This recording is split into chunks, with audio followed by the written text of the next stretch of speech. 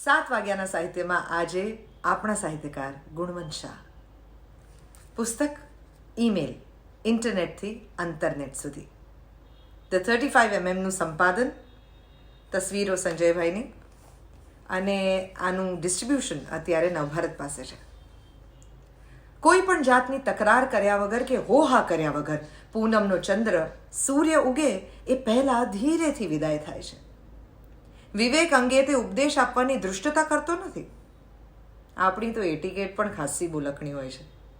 કોઈના માનમાં મૃત્યુ પછીનું 2 મિનિટનું મૌન પણ પૂરી 2 મિનિટ ભાગ્યે જ ટકે છે. એ મૌન પર તો આસપાસનો ઘોંઘાટ ગિદ્ધની માફક તૂટી પડે છે. ઘોંઘાટ એટલે સમાજે સ્વીકારી લીધેલો એક ત્રાસમય બોલકણો અવિવેક. આવો ઘોંઘાટ શરૂ થવાને વાર હોય ત્યારે વિવેકપૂર્વક પૂરી છટાથી આથમતો પૂનમનો ચંદ્ર પરોઢે નિરખવાની હું તમને અંગત ભલામણ કરું છું. અને હા, બને તો કોઈને સાથે રાખ્યા વગર તેમ કરવામાં વધારે મજા આવશે. ઘણી વાતો એવી હોય છે કે જે ખાનગી ન હોય તોય કોઈકની હાજરીમાં જામતી નથી. ગુણવંતભાઈ. સદીઓ પહેલા સિકંદરે યુદ્ધમાં હારેલા પોરસને પૂછેલું, મારે તારી સાથે કઈ રીતે વર્તવું? પોરસે કહેલું, એક રાજા બીજા રાજા સાથે વર્તે એ રીતે. આજે એક માણસ બીજા માણસને આવો જ સવાલ પૂછી બેસે તો? આપણા જીવનમાં રોજ ઇમરજન્સી આવે છે, પણ આપણે ચેતનાનો અનાદર કરતા રહીએ છીએ. પ્રત્યેક ક્ષણને ભરપેટ માણવાને બદલે વાયદા પાડતા રહીએ છીએ. ઉધાર બંધ છે એવા પાટિયા વાંચવા મળે છે, પણ જીવનને માણવાની બાબતમાં આપણે ઉધારી ચલાવી લઈએ છીએ.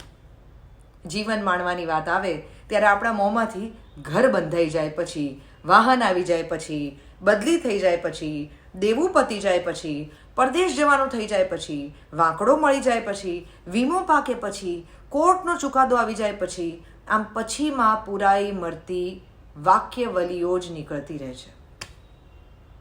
જીવનને આપણે વાયદાનો વેપાર બનાવી મૂક્યું છે. જીવનમાં અહીં અને અત્યારે જેવું કશું રહેવા દીધું નથી. ભૂતકાળનો ઓથાર અને ભવિષ્યના શમણાના ભારથી બેવડ વળી જતી અને નષ્ટપ્રાય થતી વર્તમાન ક્ષણ વીતી જાય છે, અને આપણે કટોકટી માટેનું બેંક બેલેન્સ સૂંઘતા રહીએ છીએ. ઓસ્કાર વાઇલ્ડે ક્યાંક મજાની વાત કરી છે. એ કહે છે કે જિંદગી એક એવી હસ્પતાલ છે કે જેમાં દરેક દર્દી પોતાનો ખાટલો બદલવા તલપાપડ રહે છે. આપણું જીવન એવું તો વાસી થઈ જાય છે કે એક નવું ચલચિત્ર, નવું કેલેન્ડર, નવી ટૂથપેસ્ટ કે જરા ફેરફાર સાથે આવતી નવી ફેશન પણ આપણને થોડુંક ચેન્જ આપી જાય છે. મારા તાબામાં છે એટલી સઘળી સમજને એકઠી કરીને કહેવા ઈચ્છું છું કે જીવનમાં જેણે એક પણ વૃક્ષ ન ઉછેર્યું હોય એવી વ્યક્તિ ખરેખર નિસંતાન જ ગણાય. શનિવારની રાત એટલે રોજિંદી ઘટમાળની ગાંઠ ચૂંટ્યાની વેળા. જીવનની ઝેરોક્સ નકલો જેવા 6 દિવસો બીતે પછી સ્વરાજની શક્યતાનો કોમળ ઇશારો લઈને જ્યારે શનિવારની રાત આવી પહોંચે ત્યારે આપણા હાથમાં અસલ રાણી છાપ રૂપિયો જેવો એક રોકડો રવિવાર આખો ને આખો અકબંધ હોય છે. સ્ત્રીને સમજે એ જ ખરો પુરુષ. જે પુરુષ સ્ત્રીને ન સમજે તે કાં તો નપુંસક હોય છે કે પછી નર રાક્ષસ હોય. સ્ત્રીના ભોળપણનો ગેરલાભ લેનારો પુરુષ સાચો પુરુષ નથી. સમર્પિત સ્ત્રીને રંજાડવી એ પાપ છે. એને વહાલ કરવામાં કંજુસાઈ કરવી એ મહાપાપ છે. એના માધુર્યની મશ્કરી કરવી એ ક્રૂરતા છે. ક્રૂરતા એ પૌરુષની નિશાની નથી. પૌરુષની ખરી નિશાની પ્રેમ ઢોળવાની આક્રમક અભિપ્સા છે. પુરુષની હળવી આક્રમકતા પણ સાચો પ્રેમ હોય ત્યારે શોભે છે. સ્ત્રીની વ્યાખ્યા શી? પુરુષને સમજે એ જ ખરી સ્ત્રી. ક્યારેક પોતાના પર લટ્ટુ હોય એવા પ્રેમાળ પુરુષને સમજવામાં સ્ત્રી નિષ્ફળ જતી હોય છે. રૂપ ગર્વિતા હોવાની સ્ત્રીને છૂટ છે, પરંતુ 100 ટચની લાગણીને ઠેસ પહોંચાડનારી સ્ત્રી વેમ્પ બનીને સ્ત્રીત્વનું અપમાન કરતી હોય છે.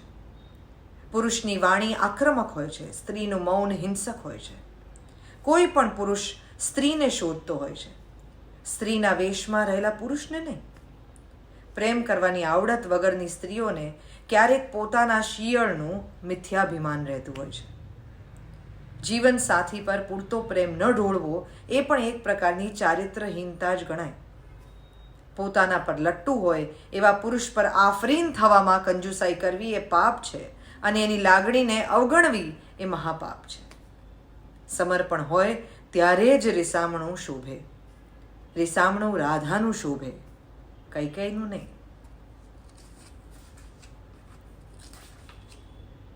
જીવનમાં જે વર્ષો મળ્યા તેમાં શું ઉમેર્યું એ નક્કી કરવામાં જ આપણે ગોથું ખાઈ જઈએ છીએ. કોઈ કીર્તિ ઉમેરતા રહે છે, કોઈ ધન ઉમેરતા રહે છે, કોઈ જ્ઞાન ઉમેરતા રહે છે, કોઈ વર્ષો સિવાય કંઈ જ ઉમેરતા નથી. બહુ ઓછા લોકો છે જે વર્ષોમાં જીવન ઉમેરે છે. તમારા સંસારમાં અને તમારા દિવસમાં જીવન ઉમેરતું આ પુસ્તક, ગુણવંત શાહનું પુસ્તક. વસાવો ઈમેલ